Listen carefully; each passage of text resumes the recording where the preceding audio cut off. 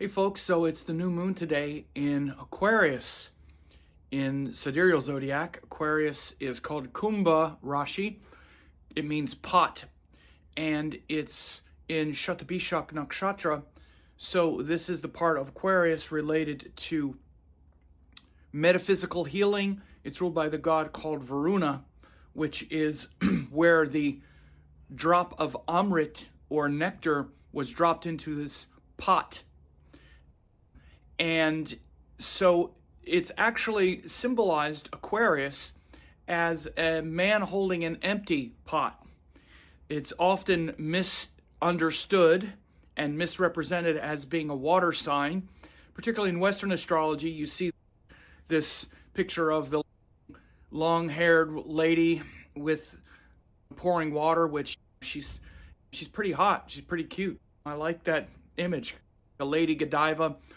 And so people think Aquarius, water sign, water, the water's pouring. It's actually an empty pot, which is very interesting and symbolic of Aquarius because it's where the pot is empty. And again, Aquarius, it's an empty pot because when you understand the moon as measured from the sign of Aquarius and the moon as ruling Cancer, you'll see it's where we feel emotionally used up. This is the nature of Aquarius, where we feel that we've put a lot of energy into, let's say, everybody else, because it's about a collective awareness, and our personal emotional nurturing space, for example, may be lacking. And so we may feel emotionally drained, emotionally empty, or that it takes a lot of emotional effort to get through the day. And so we also maybe are not so focused on our own emotional well-being, and we're looking at the emotional well-being of others. So it's that aspect of emotional service, which is a quality of the sixth house as well. All of these are big themes to understand the deeper motivations of Aquarius. So number one, it's not a water sign. So water pouring water, all of these Instagram memes of Aquarius, those who do Vedic astrology, and Aquarius and then pictures of water, you're missing it. It's not a water sign. It's an air sign. Air, which is about the collective identity. By the way, again, like I say, I'm down with the Aquarius hippie chick woman. I think she's pretty cute. I like her. But Aquarius is actually, again, in Vedic astrology, it's called Kumbha Rashi. Kumbha, which means pot. And it's an empty pot. And so it shows where we can feel emotionally empty. So if you want to use a good water analogy, we could say that it's good to replenish the pot, and we have to consciously fill the pot. But what we're doing in this aspect, though, and filling that pot with water, is we need to connect our sense of service and sacrifice with a sense of joy and devotion and our heart's desire, which is actually related to the sign of Leo. As with everything in astrology, we can really understand the principle of the thing we're talking about by also talking about its opposite. And the opposite of Aquarius is Leo, which is where we're filled with that joy of life, that passion for life ourselves, and we feel it in our own heart. Yes, this is the thing. In Aquarius, it's okay. It's like the opposite of that.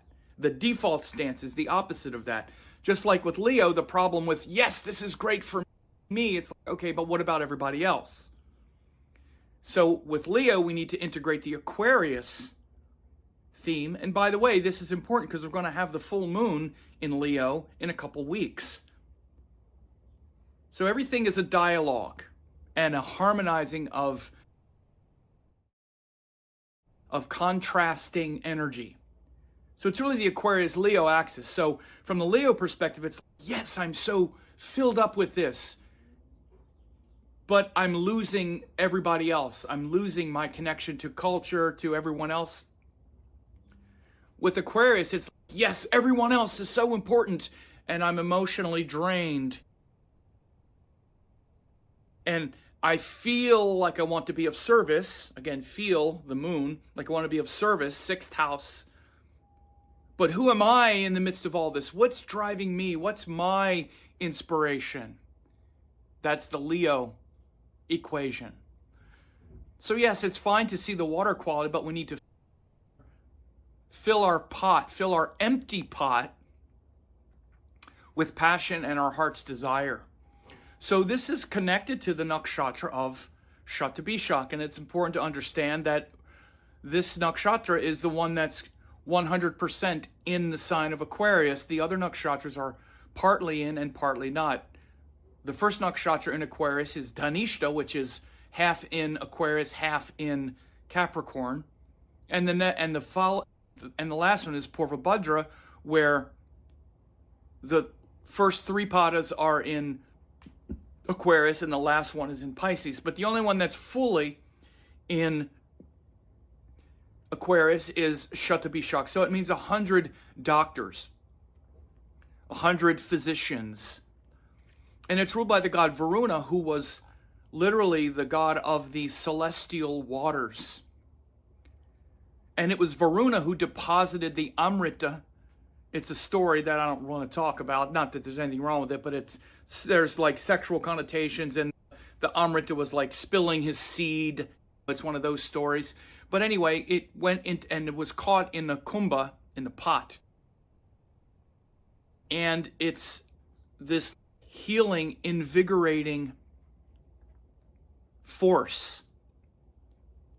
And Varuna is the healing waters, but it's the waters that aren't necessarily the ocean, because the ocean, the terrestrial waters, the waters on the earth, are ruled by Apis, the god of the ocean, the terrestrial waters. The celestial waters are connected to Varuna, which also used to be like the actuating deity. And I say also, in Brihat Parashara Sastra, Varuna is the sort of actuating deity of the moon. It says the moon, Varuna. And it's also, at times, interchangeable with Soma, the nectar, and Chandra, who is the god of the moon.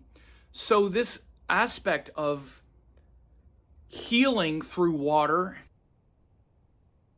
is not incorrect relative to that section of the sky, Aquarius. But again, when we talk about the symbol of Aquarius, the entirety, that Rashi, it's not water, it's air. So there's an interesting collision of influences relative to this Rashi. But here's the thing, that healing of Shatabishak, the 100 physicians, is a way to symbolize the need to find our own unique medicine. I said unique medicine. Imagine if you had a ailment and you had to go to 100 doctors to find the answer. Eventually, all of that experimentation, you would find the answer within yourself. It would show that you need to find your own unique healing medicine. This is why Shatabishak is connected very much with yoga, Jyotish, because that's really what those things are. They are healing modalities that compel us to find our own unique medicine in this world. So rather than going all over the place, and again, you can also see this aspect of culture, and my powerful identity is subsumed within the collective.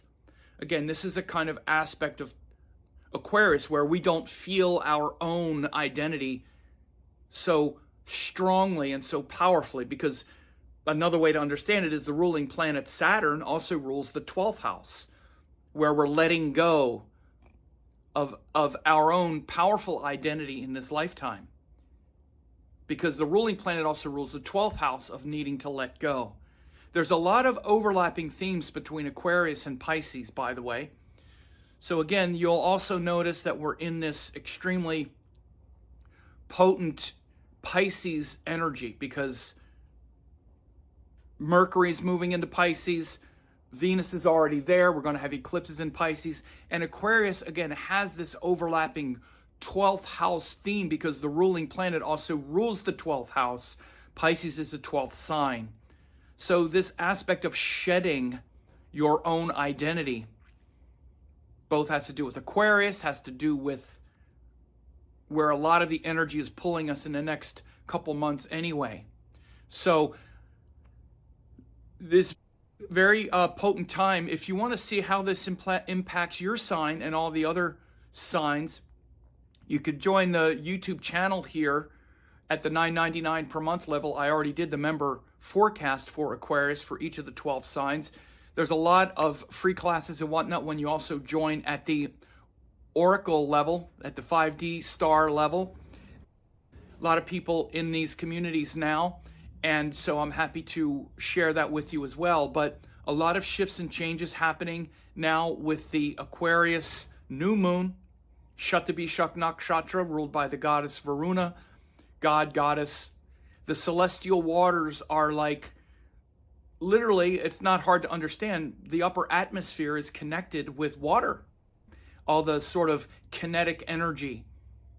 And a way to understand that as well is you could see when, like before a storm or before it rains, the clouds kind of form and there's all that water, the celestial water. Then we have a... So it's that kind of kinetic potential with the nakshatra of Shatabishak and the need to find our own healing medicine. And this is a 30-day cycle. And the next new moon is the solar eclipse in Pisces. So keep these things in mind. And in 2 weeks, there will be the full moon, and I'll be doing the member forecast then. And again, it's very important to understand these new moons and full moons relative to your sign. For example, if you're Taurus, this new moon is happening in your 10th house. If you're Virgo, it's happening in your 6th house. If you're Scorpio, it's happening in your 4th house. So this is an entire month dedicated to that life lesson, whether you know it or not. And this is always the thing I say. These cycles happen whether we know they're happening or not. We've just come out of the Capricorn cycle. So again, if you're Sagittarius, whether you know it or not, the last 30 days have been about your values and your family and how you define yourself based on how you were raised and all of that. Now you're moving that lesson of the 2nd house into the 3rd house in this cycle, which is about how you take your values and you connect them through different interests and different friends and you expand upon them. That's one example. But every 2 weeks we have a focus in shift, or a shift in focus. So again, this is why people get these forecasts and they stay a member, because it's always changing. So again, if you're Scorpio, then last month was your 3rd house of interest, ideas, stimulation. And this month, this Aquarius month, is 4th house, which is how all those interests resonate in your heart and give you a feeling in the heart. So you have to let go of some of the interests and really connect to the heart. And then next month, the solar eclipse in Pisces and the 5th house cycle will be how you take those things in your heart and creatively express them. It keeps building. This is how each year keeps building for all of us, whether we know it or not. So again, it's not just a simple thing. And if that's interesting to you, and it should be, because these are the most salient cycles that are happening in your life all the time, it's not that much, $10, and then you get other forecasts as well. But aside from that, this is a very transformative time right now, and I hope this was helpful for you to hear about this new moon in Aquarius in Shatabishak Nakshatra.